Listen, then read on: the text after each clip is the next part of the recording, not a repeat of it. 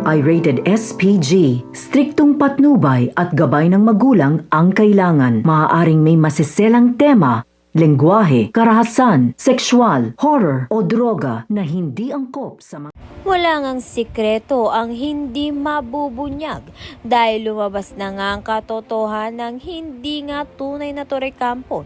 Ito ngang si Paulo.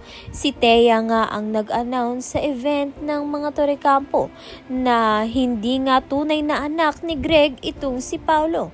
Kaya naman nga't galit na galit itong si Greg sa ginawa nga sa kanya noon ni Regina dahil bunga nga ng pagtataksil ni Regina itong si Paulo. Sa kabilang banda naman nga, hindi pa rin nga mawala ang pagkaalala nga nito ni Edward dito nga kay Paulo nang malaman niya nga ang katotohanan ng hindi niya nga tunay na kapatid si Paulo dahil matagal na panahon nga niyang itinuring na kapatid itong si Paulo at wala naman ngang ginawang masama si Paulo kay Edward. Kaya naman nga't yan at iba pa ang dapat nating pakaabangan. Maraming salamat sa iyong panunood.